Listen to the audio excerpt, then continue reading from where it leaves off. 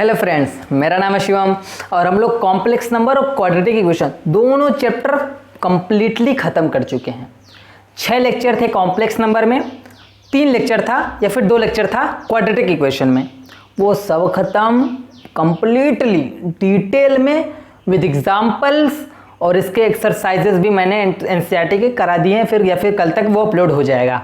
अब देखो, इसमें हम लोग वन शॉट रिवीजन लेके आए हैं आपके लिए। कॉम्प्लेक्स और क्वाड्रेटिक ये एनसीईआरटी में मैंने आपको बताया था कंबाइंड चैप्टर है। अब कंप्लीट एक बार इसका जो पॉलिश कर देते हैं, मतलब जो कॉन्सेप्ट अगर आप भूले होंगे तो इस एक ही लेक्चर में इसी कॉन्सेप्ट, सारे कॉन्सेप्ट आपके कॉलोनी इसी वीडियो में आपके सारे कॉन्सेप्ट, डाउट, एवरीथिंग क्लियर, खत्म, कट। इसमें सिर्फ मैं आपको थ्योरीज बताऊंगा, ठीक। सारे कॉन्सेप्ट मैं इसमें कवर करूंगा। एक वन शॉट रिवीजन है आपका, कंप्लीट रिवीजन होगा। सबसे पहले कॉम्प्लेक्स नंबर की बात करते हैं। देखो यार, कॉम्प्लेक्स नंबर क्या था, मैंने आपको इसकी मस्त स्टोरी बताई थी कि हमारे पास नंबर्स तो बहुत थे, लेकिन इन नंबर्स का जब यूज क्वाड्रेटिक इक्वेशन, जब से कई सारे इक्वेशंस को सॉल्व करने लगे ना, तो जब हमारे जैसे जैसे हमारे नंबर कम होते गए, उसी तरीके से हम नंबरों के सेट को लाते चले गए।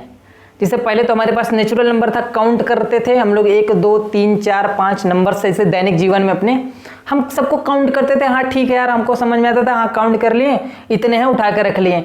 लेकिन जब मैथमेटिशियंस आए, इक्वेशंस आई और ज़्यादा मैथमेटिक्स एडवांस होने लगा, जैसे जैसे उसी तरीके से इक्वेशंस मिलते गए, जैसे जैसे पॉलिनोमियल इक्वेशन ये सब बढ़ते चले गए, बनाते चले गए लोग।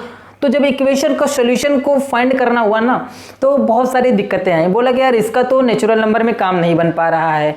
जब हमारे भारत ने जीरो को खोजा, तो उसको जब दिया, जो ब्रह्मगुप्ता ने जीरो को खोज की थी, ब्रह्मगुप्ता है वो इंडियन मैथमेटिशियन थे, इन्होंने जीरो की खोज की थी। तो इसको ऐड करके एक नया नंबर सिस्टम बनाया गया, नया नंबर सेट बनाया गया, जिसे होल नंबर बोलते हैं। उसके बाद बहुत सारी इक्वेशंस को सॉल्व किया गया, जैसे 2x + 3।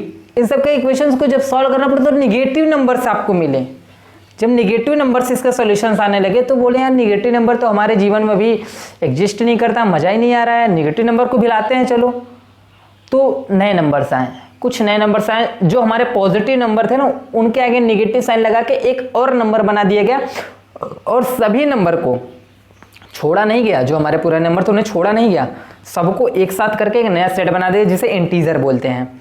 उसके बाद क्या हुआ, अब फिर भी दिक्कत थी एक इक्वेशन को सॉल्व करने में। अब 2x = 3 इस तरीके का इक्वेशन था। यहाँ पे x की वैल्यू 3/2 आ रही थी। बोले 3/2 ये कैसा नंबर है, ये तो हमने ना सुना है ना देखा है। तब मैथमेटिशियन ने बोला चलो इसको रेशनल नंबर बोलते हैं और इसका एक नया सेट बनाते हैं, रेशनल नंबर का एक सेट बनाते हैं। तो इसमें आपका natural number, whole number, integer सब आ गया, तो आपका मिलके बन गया एक रेशनल नंबर। इसमें p/q मतलब रेशनल 1/2 3/2 इस टाइप का भी सारे नंबर से इन्वॉल्व हो गए इसमें।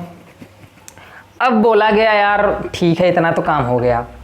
अब कुछ इरेशनल नंबर भी मिल गए, जैसे √2 √3 पाई e। इस तरीके के जब नंबर्स मिले तो इन्हें बोला गया इरेशनल नंबर। मान लो यार, इरेशनल की डिफिनीशन ये दी गई कि जो रेशनल नहीं है वो इरेशनल है।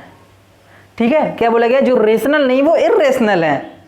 इरेशनल को आप एक तरीके से और तरीके, नॉन टर्मिनेटिंग, नॉन इनिशिएटिंग। पाई की अगर वैल्यू आप देखो, गूगल सर्च मारो या फिर और कुछ करो, पाई की जो वैल्यू यहाँ पाई लिखा गया, और देखते जाओ उसकी सॉल्व करते चले गए, लेकिन अभी तक उसका सोल्यूशन निकाल नहीं पाए। कई मैथमेटिशियन शो हो गया निकालते निकालते परलोक, ठीक। तो वो चीज़ें थी। तो ये आपका इरेशनल नंबर हो गया, मतलब रिपीट नहीं करेगा। अभी कोई आप भाग दो, मान लो 22/7 है, ठीक, 22/7 है, ये भी तो एक रेशनल नंबर है, लेकिन ये ठीक। बहुत लोग बोलते हैं पाई की वैल्यू 22/7 है। 22/7 नहीं है भैया, 22/7 नहीं है। पाई की वैल्यू देखो 3.14 कर करके है, और 22/7 करेंगे तो स्टार्टिंग में 3.14 आता है, लेकिन आगे चल के यहाँ पे वैल्यू रिपीट होती है। तो ये आपका इरेशनल नंबर कैसे हुआ, तो ये आपका इरेशनल नंबर नहीं है। इसी तरीके से जब सबको मिलाया गया, natural number, whole number, integer और रेशनल सबको मिलाया गया ना, तो आपका एक नया नंबर सेट बना, जिसे बोलते हैं रियल नंबर। रियल नंबर में कुछ नया नंबर नहीं आया, इन्हीं सभी को मिला के एक सेट बना दिया, बोला ये होगा आपका रियल नंबर। ये हैं वास्तविक संख्याएं, ये हैं आपकी रियल लाइफ में एग्जिस्ट करने वाली संख्याएं। अब लेकिन कुछ मैथमेटिशियन और भी चालू थे, जब वो धरती पे आए ना तो फालतू पता नहीं कैसा कैसा दिमाग लेके आए। एक इक्वेशन उठा लिया, x square plus 1 equal to 0, ये इक्वेशन आया सबके सामने। जब ये सबके सामने ये वाला इक्वेशन आया ना तो दिक्कत क्या यार, इसका सोल्यूशन क्या होगा। इसका सोल्यूशन तो इस तरीके से आ रहा था, प्लस माइनस अंडर रूट -1 ये आ रहा था। अब सबके दिमाग से परे हो रहा था कि यार अंडर रूट में -1 आ गया, मतलब अंडर रूट में निगेटिव आ गया। अभी तक कुछ ज्ञात ही नहीं था, अभी तक आया ही नहीं था ये वाली क्वांटिटी। जब पहली बार ये भास्करा इंडियन मैथमेटिशियन, तो उनके दिमाग, उन्होंने अपनी किताब में मेंशन किया है, तो ठीक है मेंशन किया अपनी जगह। कई लोगों ने, कई मैथमेटिशियन ने इसे नोटिस किया कि यार ये क्या है, क्या ये रियल में एग्जिस्ट करता है। रियल में एग्जिस्ट करता तो नंबर लाइन पे हमारे है कहाँ, खोजो इसे। तो खोजते गए मिला नहीं। बोले कि यार ये अलग नंबर है। अभी तक हम नंबरों को बढ़ाते चले जा रहे थे, लेकिन ये अब अलग नंबर है। तो इसी नंबर को हम आयलर साहब आए, एक मैथमेटिशियन थे आयलर, इन्होंने बोला कि अब हम एक नया नंबर इंट्रोड्यूस करेंगे जिसको बोल देंगे आई। इसको बोलते हैं आयोटा। ठीक, इसका प्रोनाउंसिएशन होता है आयोटा, इसको पढ़ते भी है आयोटा। ठीक, तो अब आयोटा की वैल्यू हम जनरली इसी इक्वेशन से लेंगे। आयोटा को मानेंगे अंडर रूट -1। ये आपका एक, इसको बोलते हैं इमेजिनरी नंबर। ये रियल लाइफ में नहीं है, पहली बात। इसके पढ़ने कोई मतलब, लेकिन इसके यूज से बहुत सारी चीज़ें हमारी सॉल्व हो जाती हैं, इसलिए हम इसको कंसीडर करते हैं। मैथमेटिक्स में मालूम है बहुत सारी चीज़ें से जो वैल्यूएबल नहीं है। ठीक, मतलब वैल्यूएबल कहने का ये मतलब नहीं कि उसका काम नहीं है, काम तो बहुत है यार। हर एक छोटी से छोटी चीज़ का यहाँ पे मतलब है, काम है, बहुत चीज़ काम है। लेकिन ये था ना कि रियल लाइफ में कुछ चीज़ें एग्जिस्ट ही नहीं करती हैं, लेकिन फिर भी वो मैथमेटिक्स में बहुत काम लायक हैं। तो वही में से एक आयोटा आता है। ये इमेजिनरी नंबर, हमारी कल्पना है, काल्पनिक नंबर इसे बोलते हैं। ये कल्पनाओं से लिया गया है, और आयलर साहब की कल्पना में ये आया था, उनके सपने में ये आया कि आयोटा हमें लेना है। आयोटा की वैल्यू अंडर रूट इन्होंने -1 मान ली। अब देखो यहीं से आया कॉम्प्लेक्स नंबर, आयोटा इन्होंने ले लिया, काम हो गया। अब यहीं से आया कॉम्प्लेक्स नंबर। कॉम्प्लेक्स नंबर को जेड से दिखाते हैं, और a प्लस आयोटा बी, इस फॉर्म का जो नंबर होता है उसे कहते हैं कॉम्प्लेक्स नंबर। यहाँ पे जहाँ पे a क्या है, ये आपका एक रियल नंबर है, और b क्या है, वो भी आपका एक रियल नंबर है, लेकिन यही आयोटा यहाँ पे जुड़ गया है, ये आपका इमेजिनरी नंबर है। सब मिला के आपका कॉम्प्लेक्स नंबर बनता है। अब देखो यहीं पे एक छोटी छोटी बात, अब कॉम्प्लेक्स नंबर पे हम आ ही गए हैं, तो अब देखो पहले आयोटा की कुछ कहानी है छोटी मोटी, उसको डिस्कस कर लेते हैं। तो खैर आयोटा क्या है ना, आयोटा की वैल्यू था माइनस अंडर रूट -1, तो आयोटा स्क्वायर क्या होगा, इसका जब स्क्वायर होगा तो -1 बनेगा। और आयोटा क्यूब क्या होता है, वो -i होता है, और आयोटा 4 क्या होता है, वो 1 होता है। ये 4 वैल्यूज़ हमें मिल गई। अब इन चारों को ऊपर ऐड करेंगे, मतलब 4 लगातार, अगर i plus iota square plus I cube plus i power 4 इसको ऐड करेंगे तो ये हमारा 0 आएगा। ये एक प्रॉपर्टी हो गई। आयोटा पावर 4 1 होता है, आयोटा पावर 4 n की जगह कुछ भी डालो 1 आपका देगा। तो ये होगा आपकी आयोटा कहानी। अब हमारा जब complex number z equal to a plus iota b था, इसको बोलते हैं real part of a complex number. Real part of a complex number, जिसे RE मतलब रियल ऑफ z से डिनोट करते हैं। ये है imaginary part of a complex number, और इसे IM इमेजिनरी, ठीक, इमेजिनरी पार्ट है ये आपका, और इसे हम IM ऑफ z से डिनोट करते हैं। सिंपल सी बात है, ये कॉम्प्लेक्स नंबर है, इसको इस तरीके से बताते हैं कि ये हो गया। अब देखो क्या करना है, ये तो हमारा हो गया कॉम्प्लेक्स नंबर। अब दो कॉम्प्लेक्स नंबर को कैसे जोड़ते हैं, दो कॉम्प्लेक्स नंबर को कैसे घटाते हैं। देखो जोड़ना रहेगा ना, तो मान लो दो कॉम्प्लेक्स नंबर है, एक z1 है और एक z2, ये आपस में जोड़ना है। तो a1 प्लस आयोटा b1 है, a2 प्लस आयोटा b2 है, ठीक, दो कॉम्प्लेक्स नंबर इन्हें जोड़ना है। तो इसके जो रियल पार्ट है वो आपस में जुड़ेंगे, इमेजिनरी पार्ट्स आपस में जुड़ेंगे। मतलब real part a1 plus a2 plus iota बाहर आ जाएगा, b1 प्लस b2। तो ये हो गया एडिशन। अगर इसको घटाना हुआ तो ये इसका रियल पार्ट आपस में घटेंगे, इमेजिनरी पार्ट आपस में घटेंगे, ठीक, ये प्लस ऐसे रहेगा ही। अगर दोनों को मल्टीप्लाई करना हुआ तो सब एक दूसरे से मल्टीप्लाई होंगे। तो देखो मल्टीप्लाई कैसे होता है, a1 इसमें हुआ, a1 इसमें हुआ, a1 इसमें, b1 इसमें हुआ, b1, मतलब मल्टीप्लाई जैसे नॉर्मली किया जाता है उस तरीके से। मैंने लेक्चर में, जो मेरे लेक्चर सीरीज आई थी कॉम्प्लेक्स नंबर में, 6 लेक्चर थे, उसमें कंप्लीटली एक तरफ से एक कॉन्सेप्ट को बारीकी से मैंने वहाँ पे बताया है। तो आप वो लेक्चर्स जरूर देखिएगा, ज़्यादा बड़े बड़े नहीं हैं, 20-20 मिनट के होंगे। a1 इसमें मल्टीप्लाई होगा, a1 a2, फिर a1 का इसमें मल्टीप्लाई आयोटा a1 b2, ठीक, फिर इसमें मल्टीप्लाई आयोटा a2 b1, फिर इसमें आयोटा स्क्वायर की वैल्यू -1 मैंने बताई है, तो यहाँ पे प्लस की जगह -1 हो जाएगा, और आयोटा स्क्वायर जो यहाँ पे गायब हो जाएगा, तो यहाँ पे सिर्फ b1 b2 बचेगा। तो ये आपका हो गया मल्टीप्लिकेशन। और डिवीज़न कुछ नहीं होता। एक बात ये जान लो कि जो डिनोमिनेटर होता है, जैसे ये a1, हमें अगर 2 को डिवाइड करना है z/z, तो क्या होगा, ये a1 आयोटा b1 होगा, और यहाँ पे नीचे a2 माइनस प्लस ये आयोटा b2, ये 2 को हमें डिवाइड करना है। तो डिवाइड तो ऐसे ही हो गया, लेकिन हमें यही आपको आयोटा जो नीचे आया है इसको हटाना है। अब आयोटा जो नीचे आया है उसको हटाना है। अब इसको हटाएंगे कैसे? सबसे पहले हम आते हैं कॉन्जुगेट की बात करते हैं। Conjugate of a complex number क्या होता है, फिर आपको डिवीज़न अच्छे से बताएंगे। कॉन्जुगेट कुछ नहीं होता, आयोटा होता है ना कॉम्प्लेक्स नंबर में, उसी आयोटा को आप माइनस आयोटा से रिप्लेस कर दो। जेड है a plus iota B, conjugate of Z bar, Z के ऊपर एक ऐसा डंडी खींच दो, जेड बार हो जाएगा, और इसका हो जाएगा आयोटा की जगह माइनस आयोटा, यानी कि a माइनस आयोटा बी इसका कंजुगेट हो गया। सिंपल सी बात है, ज़्यादा बड़ा चीज़ नहीं था इसको, ठीक। अब अगर हम बात करें अब डिवीज़न कैसे करते हैं, अगर मान लो a1 प्लस आयोटा b1 दिया गया है, a2 प्लस आयोटा b2 दिया गया है, ये जो दिया रहेगा ना नीचे, इसके कंजुगेट से ऊपर नीचे मल्टीप्लाई कर दो।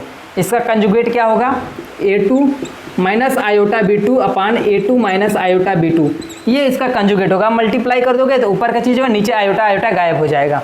ये देख रहे हो a plus B A minus B का फार्मूला बन गया है। तो a2 का स्क्वायर माइनस b2 का स्क्वायर होगा, तो ये आई स्क्वायर प्लस हो जाएगा, तो यहाँ पे b स्क्वायर हो जाएगा। और ये जैसे मल्टीप्लाई करना मैंने अभी सिखाया, आप वैसे मल्टीप्लाई करके इसका डिवीज़न कैसे निकालते हैं वो आप समझ सकते हो। कंजुगेट क्या होता है, आई होप आपको वो समझ में आएगा। अब modulus of a complex number देखते हैं। Modulus of a complex number को ऐसे डिनोट करते हैं, और इसका जो होता है वैल्यू वो √a² प्लस b² होता है। अब देखो ये हो गया modulus of a complex number. अब आर्गुमेंट की बात करते हैं। आर्गुमेंट क्या होता है, वो थीटा होता है, और थीटा tan इनवर्स b/a ये होता है। यानी कि थीटा अगर देखा जाए तो इसको अगर इधर लाया जाए तो tan थीटा = b/a, ये थीटा आपका आर्गुमेंट होता है। इसको इस तरीके से भी दिखाते हैं, ARG of Z, argument of Z. अब इन तीनों को हम ग्राफिकली देखते हैं कैसे। देखो भाई ये कॉम्प्लेक्स नंबर है, कोई पॉइंट मान सकते हैं कॉम्प्लेक्स नंबर को a प्लस आयोटा b लिखा है मान लो, मूल बिंदु इसे बोलते हैं। यहाँ से यहाँ तक एक लाइन खींच दो, ठीक। अब ये इसको रियल एक्सिस बोलते हैं, ये वाले रियल एक्सिस, ये इमेजिनरी एक्सिस। अभी तक हम जानते थे ये एक्स एक्सिस था, ये वाई एक्सिस था, लेकिन अब ये रियल एक्सिस और ये इमेजिनरी एक्सिस बन गया। अब देखो रियल एक्सिस से जो ये एंगल बन रहा है, रियल एक्सिस से ये जो इस पे एंगल बन रहा है वो आपका थीटा है, वही थीटा है आपका आर्गुमेंट, ठीक। ये आपका आर्गुमेंट हो गया। अब कंजुगेट क्या होता है, कंजुगेट इसके जस्ट नीचे, इसका मिरर इमेज जो होता है इसका जस्ट माइनस, यहाँ पे अगर a प्लस बी तो ये आपका जो यहाँ पे जोड़ होगा a माइनस आयोटा बी यहाँ पे होगा, और ये आपका होगा इसका कॉन्जुगेट। यानी कि अगर आप देख सकते हो तो जस्ट इसका उल्टा यहाँ पे आपको कंजुगेट इसका मिल जाएगा।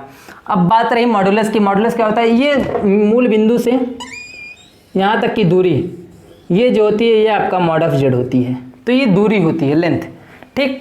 तो आपका क्या होता है कॉन्जुगेट मॉडुलस आर्गुमेंट क्या होता है वो मैंने आपको आराम से इजीली बता दिया। मैंने आपको बताया, इसमें सिर्फ मैं आपको कॉन्सेप्ट बताऊंगा। प्रॉब्लम सॉल्विंग वगैरह अगर आपको देखना है कैसे इसको सॉल्व करना है, हमारे को लेक्चर आपको देखना पड़ेगा भाई। कॉम्प्लेक्स नंबर के 6 लेक्चर मैंने ऐसे ही नहीं बनाए हैं, एक एक करके कॉन्सेप्ट को बारीकी से विद एग्जाम्पल बताए हैं।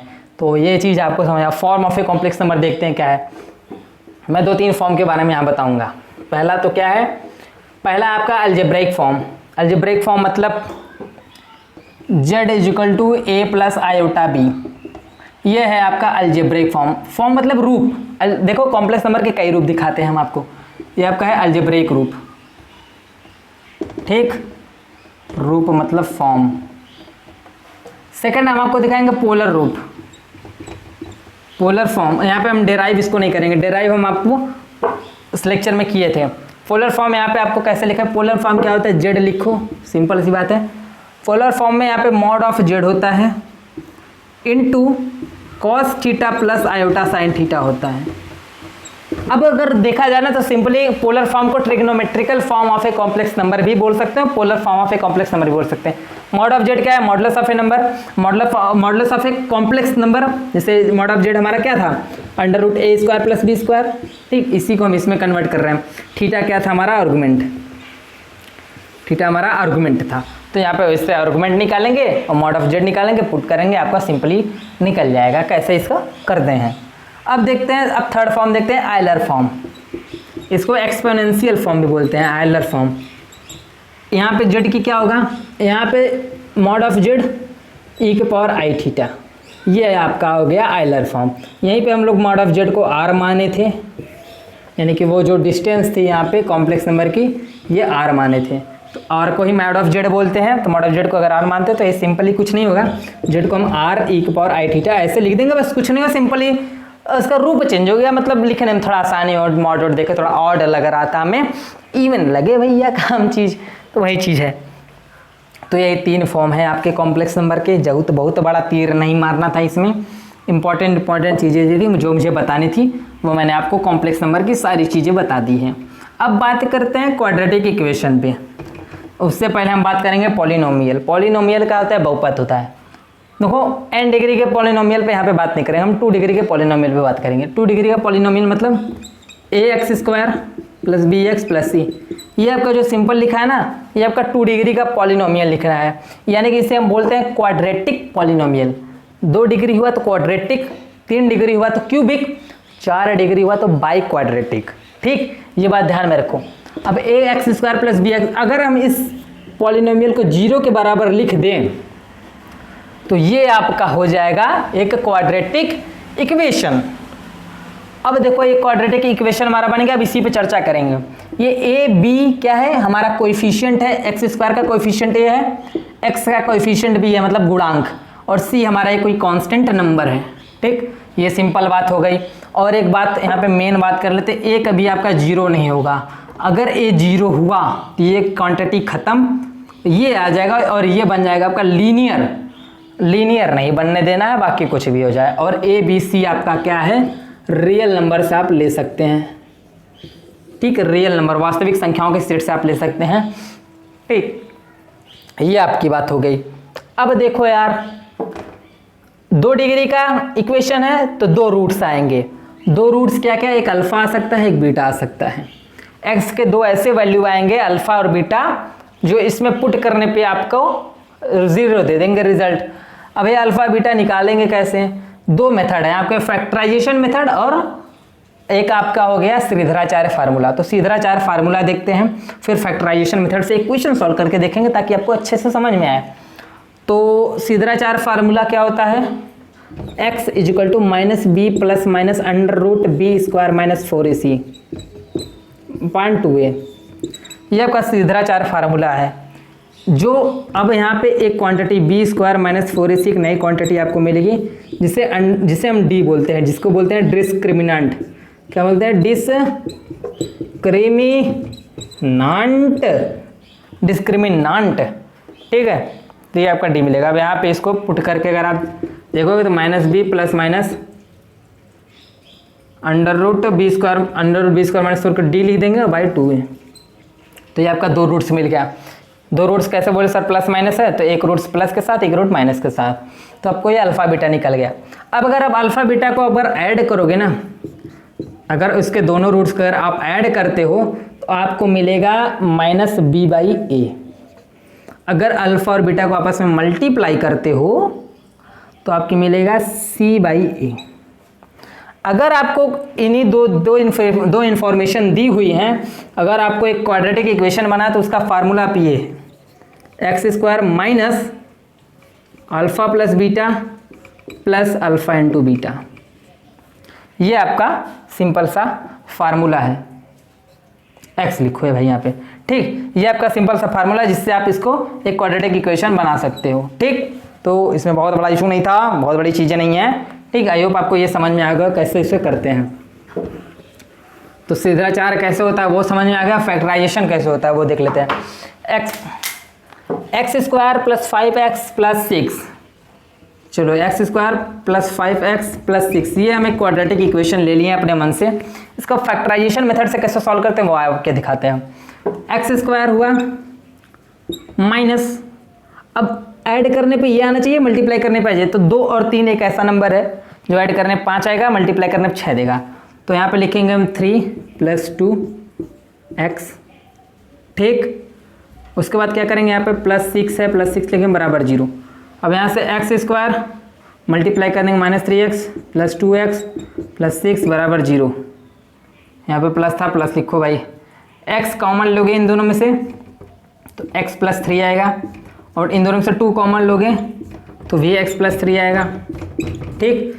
अब x + 3 इसमें भी x + 3 इसमें, दोनों कॉमन ले लो, x + 3 इधर आ गया, x + 2 1 हो गया बराबर 0। अब x + 3 को 0 के बराबर लिखो, x + 2 को 0 के बराबर लिखो। x + 3 को अगर 0 के बराबर लिख रहे हैं तो x की वैल्यू एक -3 आएगी, और x + 2 को अगर लिख रहे हैं 0 के बराबर तो x की वैल्यू एक -2 आएगी। तो 2 रूट का मतलब क्वाड्रेटिक इक्वेशन था, 2 डिग्री का इक्वेशन था, तो आपका 2 रूट्स आ गए, एक -3 और -2। अब -3 को भी इसमें रखेंगे तो भी ये इक्वेशन 0 देगा, -2 रखेंगे इसमें x की जगह तो भी ये इक्वेशन हमारा 0 देगा। तो ये था आपका पूरा क्वाड्रेटिक इक्वेशन की कहानी क्या होता है। तो यहीं पे आपका 1 शॉर्ट रिवीजन समाप्त होता है।